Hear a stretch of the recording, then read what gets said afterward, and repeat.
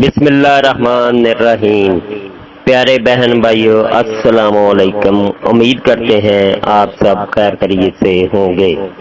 آج ہم اس عظیم ہستی کے فرامین سے اپنی دنیا و آخرت کی راہوں کو روشن کریں گے، جن کی بے پناہ عقیدت و محبت مسلمانوں کے دلوں میں بسی ہوئی ہے، جو نواسہ رسول صلی اللہ علیہ وسلم، جگر گوشہ بطول، شہید کربلا، امام علی مقام، امام عرش مقام کے القابات سے اور حضرت امام حسین رضی اللہ عنہ کے نام سے مسلمانوں کے بچے بچے کے نزدیک جانی پہچانی شخصیت ہیں۔ آپ رضی اللہ عنہ فرماتے ہیں، نمبر 1، جان لو کہ ضرورت مند لوگوں کا تمہارے پاس آنا بھی اللہ کی ایک نعمت ہے، لہذا نعمتوں سے بیزار مت ہونا، کہیں وہ زحمت نہ بن جائے۔ نمبر 2، یقین رکھو نیکی تعریف کرواتی ہے اور اجر دلاتی ہے۔ اگر تم نیکی کو کسی آدمی کی صورت میں دیکھ لو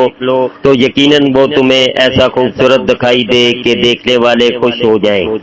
نمبر 3، اگر تم کمینگی کو کسی آدمی کی شکل میں دیکھ لو تو یقیناً وہ تمہیں اتنی بدترین اور بدصورت دکھائی دے کہ دل میں اس سے نفرت بیٹھ جائے اور آنکھیں اس سے پھر جائیں۔ نمبر 4، یاد رکھو جو سخاوت کرتا ہے وہ سردار بن جاتا ہے، اور جو بخل سے کام لیتا ہے وہ ذلیل رسوا ہو جاتا ہے۔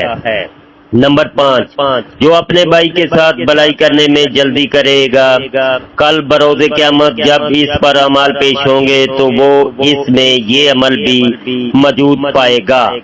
نمبر 6، اچھائیوں میں ایک دوسرے سے آگے نکلنے کی کوشش کیا کرو اور مفت کا ثواب حاصل کرنے میں ایک دوسرے سے مقابلہ کیا کرو۔ نمبر 7، اس نیکی کو کسی حساب و شمار میں مت رکھنا جسے کر گزرنے میں تم نے جلدی نہ کی ہو۔ نمبر 8، مقاصد کو پورا کر کے لوگوں کی تعریفیں حاصل کیا کرو، کاموں کو ٹال کر ملامتیں نہ کماؤ۔ نمبر 9، کسی کے ساتھ کیسی ہی بھلائی کی جائے، اگر وہ شکر گزار نہ ہو تو اللہ پاک اس کی طرف سے بدلہ عطا فرمائے گا، بے شک وہ عطا کرنے اور بدلہ دینے میں عظیم ہے۔ نمبر 10، لوگوں میں بڑا سخی وہ ہے جو ایسے شخص کو نوازے جسے نوازے جانے کی امید ہی نہ رہی ہو۔ نمبر 11، لوگوں میں بہترین معاف کرنے والا وہ ہے جو بدلہ لینے کی قدرت تو اختیار کے باوجود معاف کر دے۔